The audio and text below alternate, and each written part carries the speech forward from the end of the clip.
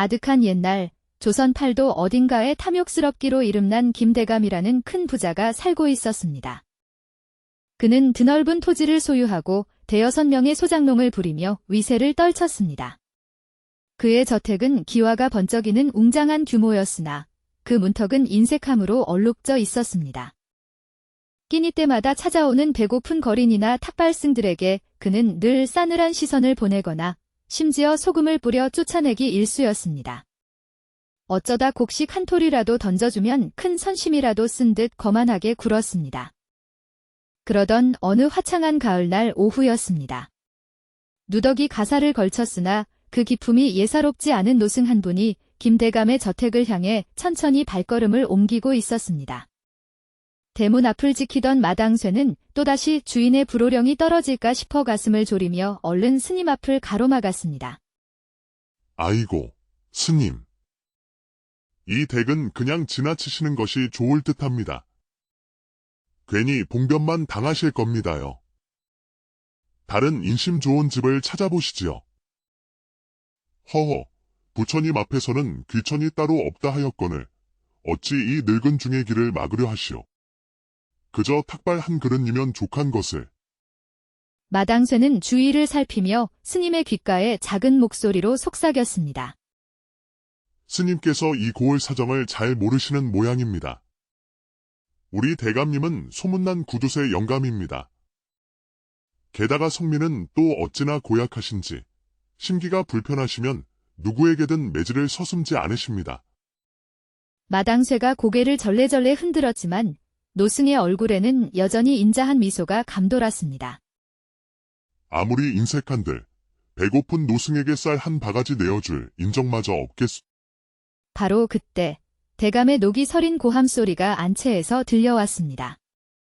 마침 김대감은 자신의 밭에서 몰래 고구마 몇 개를 캔 소장농 부부를 마당에 꿇어앉히고 호통을 치는 중이었습니다. 이런 배은망덕한 것들을 봤나. 내가 먹여주고 입혀주었거늘 감히 주인의 허락도 없이 고구마를 훔쳤. 내 놈들에게는 그저 고구마 몇 알로 보이겠지만 나에게는 피와 땀이 서린 귀한 곡식이니라. 당장 곳간에서 썩어나갈 지언정 내 놈들 입에 들어가는 것은 용납 못한다.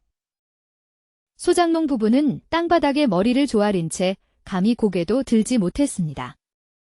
김대감의 포악한 성정은 온 마을이 아는 터라 누구도 감히 그의 심기를 건드릴 엄두를 내지 못했습니다.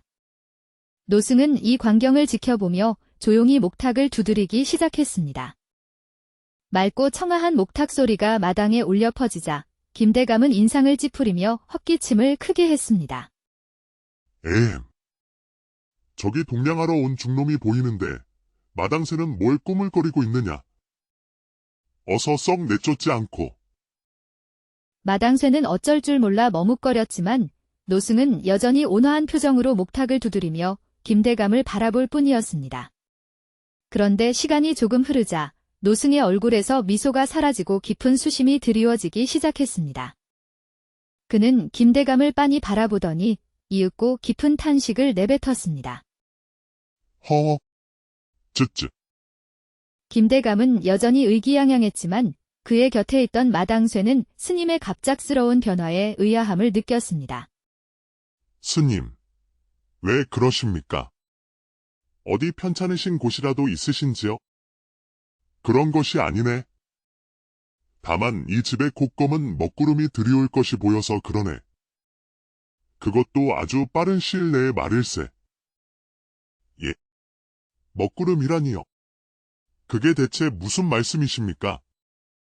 자네가 모시는 저 김대감께서 머지않아 황천길을 떠나게 될 것이란 말일세. 나무아미탑을 관세음 보살. 이 말을 들은 김대감은 얼굴이 새하얗게 질렸습니다. 생전 처음 보는 스님이 느닷없이 나타나 자신의 죽음을 예고하니 기가 막히고 어이가 없을 따름이었습니다. 저 늙은 중놈이 감히 어디 와서 망발을. 여봐라, 마당새야. 어서 몽둥이를 가져오너라. 저놈의 주둥이를 찢어 놓아야겠다. 아이고, 대감마님. 아무리 그래도 스님을 때리시면 큰일 납니다. 부처님이 노하십니다요. 시끄럽다. 내 놈이 언제부터 부처님을 그리 극진히 모셨다고 잔소리냐. 썩 몽둥이를 가져오지 못할까. 김대감이 길길이 날뛰며 소리쳤지만 그의 시선은 자신을 빤히 바라보는 노승의 눈빛에 사로잡혔습니다. 그 눈빛은 단순한 예언자의 그것이 아니었습니다. 깊은 연민과 슬픔, 그리고 안타까움이 담겨 있었습니다. 마치 오래전 임종을 앞둔 어머니를 바라보던 누이의 눈빛과 너무나도 닮아 있었습니다. 스님은 진심으로 김대감의 극락왕생을 빌고 있는 듯 했습니다. 그 진심 어린 눈빛에 김대감은 자신도 모르게 뒷걸음질 치다 그만 엉덩방아를 찍고 말았습니다. 온몸이 사시나무 떨듯 떨리기 시작했습니다. 부디 마음을 편히 가지시게. 소승은 이만 물러가겠네. 노승이 호련히 사라지자 김대감은 한동안 넋 나간 사람처럼 마당에 주저앉아 있었습니다. 소장농 부부는 영문도 모른 채 벌벌 떨고 있는 주인의 모습만 의아하게 바라볼 뿐이었습니다. 그리고 이튿날 새벽, 김대감의 침소에 스님의 예언대로 불길한 그림자가 드리웠습니다. 방문이 세차게 덜컹거리며 열리는 소리에 김대감은 잠에서 깨어나 기겁했습니다. 방 안에는 검은 도포에 갓을 쓴 보기만 해도 오싹한 형상의 사내 둘이 서 있었습니다. 네, 내 놈들은 누구냐? 감히 대감의 침소에 함부로 들어오다니. 내 놈의 명이 오늘까지다. 어서 염라대왕 앞으로 가서 내 놈이 평생 지은 죄를 낱낱이 고해야 할 것이다. 무엇이라? 저승사자란 말이냐? 김대감은 비명을 지르며 저승사자들에게 달려들려 했지만 허공에 손만 휘저을 뿐이었습니다. 퍼뜩 눈을 떠보니 창밖은 이미 동이 트고 있었습니다. 등줄기에는 식은 땀이 흥건했습니다. 꿈이었단 말인가? 허나 너무도 생생했거늘. 분명 저승사자들이었어. 김대감은 스님의 예언과 간밤의 꿈이 들어맞았다는 생각에 극심한 공포에 휩싸였습니다. 평생 남들 위에 군림하며 위세를 떨치던 그가 처음으로 죽음의 공포 앞에 벌벌 떨고 있었습니다. 여봐라. 마당새야. 마당새는 어디 있느냐? 부르셨습니까, 대감마님? 그런데 대감마님 안색이 왜 이리 창백하십니까? 땀도 비 오듯 흘리시고. 어서 가서 어제 왔던 그 노승을 찾아오너라. 아니, 노승이 아니라 스님이다. 찾거든 정중히 모시고 오너라. 어서. 마당쇠는 영문도 모른 채 허둥지둥 마을로 달려가 탁발을 하고 있던 노승을 찾아 김대감 앞으로 모셔왔습니다. 노승은 여전히 사람 좋은 미소를 짓고 있었습니다. 김대감은 버선발로 뛰어나와 노승 앞에 넋죽 엎드렸습니다. 스님. 어서 오십시오. 소인이 큰 결례를 범했습니다. 노승은 김대감의 갑작스러운 태도 변화에도 전혀 당황하지 않고 늘 그랬듯 온화한 미소를 지을 뿐이었습니다. 간밤에 저승사자들이 다녀간 모양이구려. 김대감은 뜨끔하여 얼굴이 더욱 하얗게 질렸습니다. 스님. 제발 소인을 살려주십시오. 어찌하면 제가 죽음을 피할 수 있겠습니까? 스님께서 원하시는 것이라면 무엇이든 드리겠습니다. 제전 재산의 절반이라도 부처님께 바치면 되겠습니까? 나리께서 한평생 피땀 흘려 모으신 재산을 어찌 하루아침에 내놓으라 하겠소. 공양은 그저 마음에서 우러나오는 만큼만 하셔도 충분합니다. 아닙니다, 스님. 제가 죽으면 이 많은 재산이 다 무슨 소용이며 제 처자식들은 또 어찌 되겠습니까?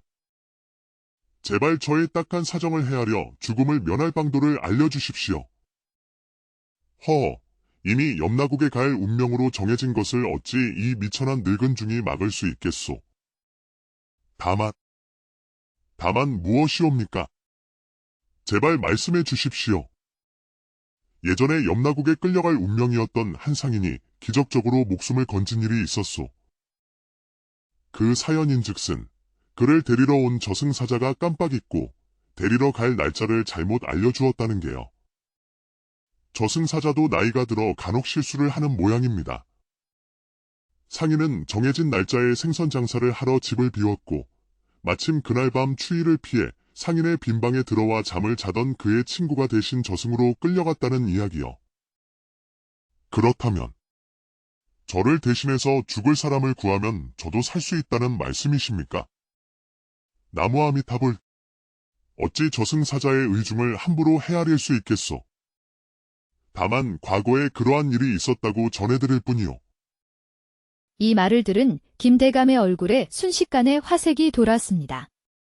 방금 전까지 죽음의 공포에 떨며 목숨을 구걸하던 모습은 온데간데 없었습니다. 여봐라, 마당새야. 여기 스님께 쌀 한 가마니를 내어 드리거라. 노승은 어리둥절했습니다. 재산의 절반이라도 내놓겠다던 사람이 갑자기 쌀 한 가마니로 태도를 바꾸니 당황스러울 수밖에 없었습니다. 대감, 아무리 소승이 동량하는 처지라지만 부처님의 이름을 걸고 약조하신 것을 그리 쉽게 바꾸시면 아니 되옵니다. 흥! 이제 그대가 저승사자 노릇까지 하려는 것이오. 나는 이제 살 방법을 찾았으니 그만 물러가시오. 그래도 운 좋은 줄 아시오. 저승사자나 다름없는 나를 만나 쌀 한 가마니라도 얻어가는 것이니. 김대감은 거만하게 손을 내저었습니다. 노승은 혀를 차며 조용히 그 집을 나섰습니다. 김대감은 즉시 소장농들을 모두 불러 모았습니다. 6명의 소장농들이 불안한 표정으로 대감 집마당에 모였습니다. 김대감은 자초지종을 설명한 뒤 거만한 목소리로 말했습니다. 그러니 너희들 중 누구든 나를 대신하여 염라국에 가기만 한다면 그의 남은 가족들은 내가 평생 책임지고 먹고 살게 해주겠다. 어떠냐? 김대감은 당연히 누군가 선뜻 나설 것이라고 예상했습니다. 평생 가난에 찌들어 사는 소장농들이니 푼돈 몇 입과 가족의 생계를 보장해준다는 말에 얼씨구나 하고 저승길을 택할 것이라고 믿었습니다. 그만큼 그는 소장농들을 하찮게 여기고 있었습니다. 하지만 예상과 달리 소장농들은 아무도 나서지 않았습니다. 서로 눈치만 살피며 먼 산만 바라볼 뿐이었습니다. 아니, 왜 다들 멀뚱히 서 있기만 하는 게야? 나 대신 저승에 가주면 남은 가족들의 생계는 내가 책임져 준다니까. 평생 농사짓지 않고 편히 살게 해주겠단 말이다. 김대감이 버럭 소리를 질렀지만 여전히 아무도 대답이 없었습니다. 그때 소장농 중 가장 나이가 많은 농부가 불만 가득한 얼굴로 입을 열었습니다. 대감마님, 말씀을 바로 하셔야지요. 염라국에 간다는 것은 결국 죽으라는 말씀 아닙니까? 대감마님 대신 죽을 사람을 구하시는 것 아니냐고. 그런데 염라국에 대신 가달라니요. 이건 말장난도 아니고. 이놈이 감히 주인을 능멸하는 것이냐? 김대감은 뒤늦게 자신의 설득 방식에 문제가 있었음을 깨달았습니다.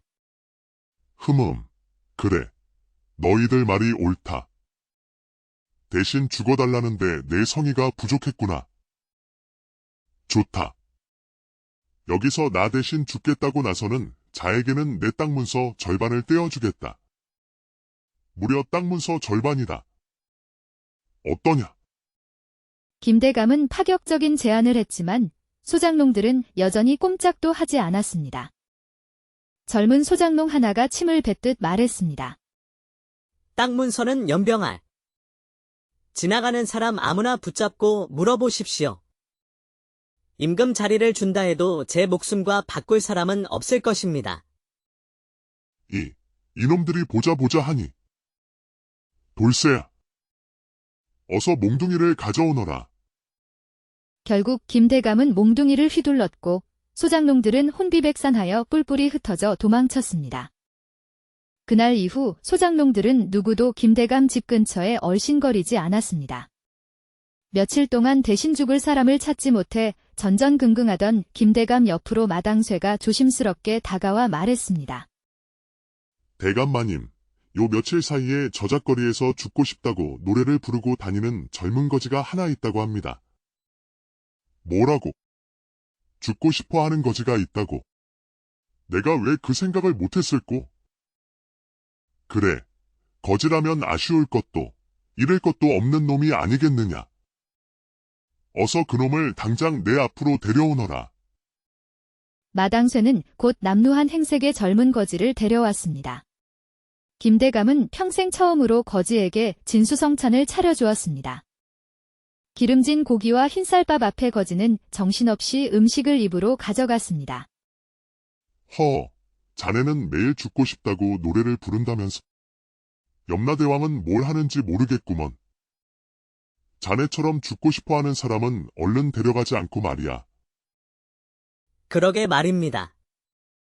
나같이 쓸모없는 놈 빨리 데려가지 않고 뭘 하는지 저승사자가 나타나면 얼른 등에 업혀갈 텐데 말입니다. 김대감은 귀가 솔깃했습니다. 평소 같았으면 거지의 농담으로 치부했겠지만 지금은 지푸라기라도 잡고 싶은 심정이었습니다. 그럼 자네가 나 대신 저승사자를 따라 염라국에 가줄 수 있겠는가? 정해진 날짜는 보름 뒤 금음날 밤이라네. 김대감은 스님의 예언과 저승사자의 방문, 그리고 대신 죽을 사람을 찾는 사연까지 모두 털어놓았습니다. 그러자 거지는 갑자기 먹던 수저를 내려놓고 정색을 했습니다. 네. 그럼 지금 저더러 대감님 대신 죽어달라고 이 귀한 밥상을 차려주신 것입니까? 내가 방금 그러지 않았느냐? 저승사자가 얼른 데려가지 않고 뭘 하냐고 자네가 말하지 않았는가? 아이고, 대감마님. 옛말에 죽은 정승보다 산거지가 낫다고 했습니다. 아무리 죽고 싶다고 떠들고 다녔어도 제 목숨은 아까운 법입니다. 저는 이만 물러가겠습니다. 덕분에 평생 먹어보지 못할 소고기 실컷 먹었습니다. 아참, 그리고 아까 저에게 소 한 마리 주신다고 약속하신 것 꼭 지키셔야 합니다. 설마 대감님 같은 분이 약속을 어기는 그런 몰상식한 짓은 하지 않으시겠지요? 거지는 능글맞게 웃으며 자리에서 일어났습니다. 김대감은 분노했지만 거지를 붙잡을 명분이 없었습니다. 여봐라. 마당쇠야. 어서 가서 몽둥이를 가져오너라. 결국 거지도 몽둥이 세례를 피해 주랭랑을 쳤습니다. 이제 금음날까지 남은 시간은 열흘 남짓. 김대감은 밤에 잠도 제대로 자지 못하고 음식도 목구멍으로 넘기지 못했습니다. 초조함과 절망 속에서 그는 마지막으로 가족들을 떠올렸습니다. 다음 날 아침, 김대감은 부인과 장성한 아들, 그리고 막내딸 연화를 불렀습니다. 부인은 남편의 헬쑥해진 얼굴을 보자마자 눈물부터 흘렸습니다. 나리, 처자식 걱정은 마십시오. 제가 나리 대신 가겠습니다. 다만 제가 없으면 우리 아이들은 부인께서 나 대신 가주신다면 처자식은 물론이고 처가 식구들의 생계까지 내가 평생 책임지겠소. 나리도 참, 우리 막내 연하는 제가 아니면 밤에 잠도 제대로 들지 못하는 아이입니다. 나리 살자고 그 어린 것까지 외롭게 만들 작정이십니까? 어미 된 도리로 차마 그럴 수는 없겠습니다. 김대감은 아들에게 시선을 돌렸습니다. 아들은 아버지의 눈치를 보며 이마에 맺힌 땀을 훔쳤습니다. 아버지, 소자 또한 아버지를 위해 기꺼이 목숨을 내놓을 수 있습니다. 허나, 하나뿐인 어린 누이 동생 연하를 두고 어찌 눈을 감을 수 있겠습니까? 제가 없으면 누가 저 아이를 돌보겠습니까? 됐다, 이놈들아. 자식 키워봐야 다 소용없다더니. 내 이럴 줄 알았다. 김대감은 평생 자신만을 위해 살아왔고 주변 사람들에게 인색하고 포악하게 굴었던 대가를 치르는 것 같아 깊은 절망감과 슬픔에 잠겼습니다. 진정으로 자신을 위해 목숨을 내놓을 사람이 단 한 명도 없다는 사실이 그의 마음을 후벼 팠습니다. 그때였습니다. 땅이 꺼져라 한숨을 쉬며 돌아서는 김대감의 눈에 뜻밖의 광경이 들어왔습니다. 그의 막내딸 연화가 몰래 곳간에서 고구마를 꺼내 굶주린 소장농 아이들에게 나눠주고 있는 것이었습니다. 연화는 태어날 때부터 몸이 약했고 말을 하지 못했습니다. 김대감은 그토록 바라던 아들이 아닌데다 말 못하는 딸이라는 이유로 연화를 평생 구박하고 없는 자식 취급했습니다. 부끄럽고 창피한 자식이라며 손가락질하기 일쑤였습니다. 이놈. 금순아. 내 이놈이 또 소장농 놈들하고 어울려 다니는 것이냐. 전에 고구마를 몰래 빼돌린 것도 너였구나. 연화는 아버지의 불호령에 깜짝 놀라 얼른 도망치려 했습니다. 소장농 아이들도 연화 씨가 다칠까 봐 그녀를 감싸주었습니다. 그날 밤 김대감은 방에 홀로 앉아 깊은 시름에 잠겨 있었습니다. 그때 연화가 조용히 방으로 들어와 아버지 앞에 앉았습니다. 내 이놈이 뭘 잘했다고 감히 아비방에 함부로 들어오는 것이냐. 그 자리에서 썩 물러가지 못할까. 그런데 연화는 물러서지 않고 아버지의 다리를 붙잡았습니다. 김대감은 딸이 용서를 구하는 것이라 생각하고 꿀밤을 주려 했습니다. 아비는 지금 죽을 날만 기다리는 판국에 너는 소장농 놈들 걱정이나 하고 다니다니. 몹쓸 것. 너 같은 자식이 대체 왜 태어난 것이냐. 하지만 연화는 아버지의 다리를 놓아주지 않았습니다. 그 작은 눈망울에는 눈물이 그렁그렁 맺혀 있었습니다. 김대감은 연화의 간절한 눈빛을 보고 설마 하는 생각이 들었습니다. 설마 내가 나 대신 죽겠다는 것이냐. 연화는 말없이 고개를 힘차게 끄덕였습니다. 그리고 처음으로 아버지 앞에서 환하게 웃어 보였습니다. 그 짧은 순간 김대감은 평생 외면했던 딸의 깊은 진심을 깨달았습니다. 말 못하는 자식이라며 평생 구박만 했던 딸이 자신을 위해 기꺼이 목숨을 내놓겠다고 하는 것이었습니다. 김대감은 가슴 깊은 곳에서 뜨거운 죄책감과 슬픔이 복받쳐 오르는 것을 느꼈습니다. 그는 처음으로 딸을 힘껏 끌어안고 엉엉 소리내어 울었습니다. 드디어 운명의 금음날 밤이 찾아왔습니다. 바깥에는 세찬 비바람이 몰아치고 방문이 덜컹거릴 정도로 바람이 거셌습니다. 연화는 아버지의 옷으로 갈아입고 아버지의 침상에 누워 이불을 머리끝까지 뒤집었었습니다. 김대감은 아내와 아들과 함께 다른 방에 숨어 문을 걸어 잠그고 공포에 떨었습니다. 자정이 되자 어김없이 2명의 저승사자가 김대감의 방으로 들어왔습니다. 그들은 이불 속에 누워있는 연화를 발견하고 싸늘하게 말했습니다. 시간이 되었다. 어서 일어나거라. 이제 염라대왕 앞으로 가야 할 때다. 연화 역시 두려움에 온몸을 벌벌 떨고 있었지만 굳게 마음을 다잡았습니다. 저승사자 중 하나가 차가운 입김을 내뿜으며 연화의 어깨를 잡아 일으켰습니다. 어서 일어나지 못할까. 나를 따르거라. 그 순간 연화는 몸이 공중으로 붕 떠오르는 듯한 기묘한 느낌을 받았습니다.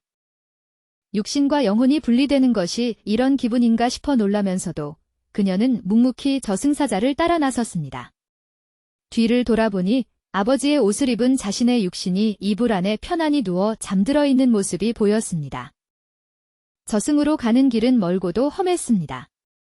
살을 애는 듯한 차가운 바람이 부는 숲을 지나고 발바닥이 타들어갈 듯 뜨거운 자갈밭을 건너야 했습니다. 연화는 이 모든 것이 아버지가 받아야 할 벌을 대신 받는 것이라 생각하며 묵묵히 고통을 참아냈습니다. 저승사자들은 말없이 걷는 연화의 행동을 의아하게 여겼지만 재촉하지는 않았습니다. 마침내 염라대왕 앞에 도착했습니다. 염라궁은 거대하고 엄숙했으며 수많은 죄인들이 자신의 죄를 심판받고 있었습니다. 연화의 앞에는 재물을 탐내 아버지를 살해한 죄인이 염라대왕 앞에서 변명을 늘어놓다가 결국 불구덩이 속으로 떨어지는 끔찍한 광경이 펼쳐졌습니다. 그리고 다음 차례로 웬 농사꾼 한 명이 염라대왕 앞에 끌려와 무릎을 꿇고 억울함을 하소연했습니다. 염라대왕님. 소인은 정말 억울합니다. 소인은 강원도 산골에 사는 박서방이라 하옵니다. 집에 줄줄이 딸린 아이들이 벌써 4명이고 마누라는 또 임신하여 매일 입덧으로 고생하고 있습니다. 이런 소인을 아무런 예고도 없이 염라국으로 데려오시면 어찌합니까? 염라대왕은 뭔가 이상하다는 듯 명부를 살펴보더니 버럭 소리를 질렀습니다. 이런! 내가 해주 땅에 사는 박서방을 데려오라 했거늘 어찌하여 강원도 산골에 사는 박서방을 데려왔느냐? 이런 어처구니 없는 실수를 하다니. 저승사자들도 깜짝 놀라 서로 얼굴만 쳐다볼 뿐이었습니다. 이름과 생년월일이 똑같은 사람이 둘이었던 것입니다. 어서 저승사자는 해주로 가서 진짜 박서방을 데려오너라. 그리고 강원도에서 온 박서방은 즉시 이승으로 돌려보내도록 하여라. 강원도 박서방이 다시 이승으로 돌아간다는 말에 연하는 비록 남의 일이지만 진심으로 잘 됐다고 생각했습니다. 이윽고 연화의 차례가 되었습니다. 염라대왕이 물었습니다. 내 이름은 무엇인고? 안타깝게도 연하는 말을 할 수 없었습니다. 그저 애처로운 눈빛으로 염라대왕을 바라보며 고개를 숙일 뿐이었습니다. 이름을 말하라는데 어찌하여 입을 번긋하지 않느냐? 내가 바로 그 탐욕스러운 김대감이 맞는 것이냐? 연하는 얼른 고개를 끄덕이며 자신의 가슴을 쳤습니다. 자신이 김대감이 맞다고 온몸으로 표현하는 것이었습니다. 허, 김대감이라는 자가 어찌 벙어리가 되었는고? 혹여벌을 피하고자 바보 행세를 하는 것이라면 큰 오산이다. 그랬다가는 즉시 불 구덩이로 던져질 것이니. 바로 그때였습니다. 강원도 박서방을 이승으로 데려다주고 돌아온 저승사자가 급하게 뛰어들어오며 보고했습니다. 대왕님, 큰일 났습니다. 강원도 박서방의 육신을 제때 찾지 못할 것 같습니다. 이미 가족들이 무덤까지 만들었습니다. 뭔일아? 벌써 무덤까지 만들었단 말이냐? 저런. 쯧쯧. 너, 김대감. 잠시 기다리거라. 박서방의 일을 먼저 처리해야겠다. 연하는 염라대왕 앞에 놓인 커다란 거울, 명경대에서 신기한 광경을 목격했습니다. 방금 전 이승으로 돌아간 강원도 박서방의 홀령이 보이는 것이었습니다. 김대감, 너도 잘 보아두어라. 육신을 떠난 홀령이 얼마나 가엾고 슬픈 존재인지. 저 박서방은 착한 농군이었으나 저승사자의 실수로 잠시 육신을 잃었으니 저리 헤매는 것이니라. 불 구덩이에 떨어지기 전에 고뇌할 시간을 주는 것을 영광으로 알 거라. 거울 속에서 강원도 박서방은 자신의 집으로 달려갔지만 아무도 그의 존재를 알아채지 못했습니다. 아이들은 기운 없이 울고 있었고 아내는 배를 짜며 남편을 그리워하며 눈물 짓고 있었습니다. 박서방은 아무리 외쳐도 소용없다는 것을 깨닫고 자신의 무덤으로 달려갔지만 이미 육신은 땅속에 묻힌 뒤였습니다. 절망에 빠진 박서방은 염라대왕이 말했던 해주 땅의 박서방을 떠올렸습니다. 그래, 그의 몸이라도 빌려야겠다.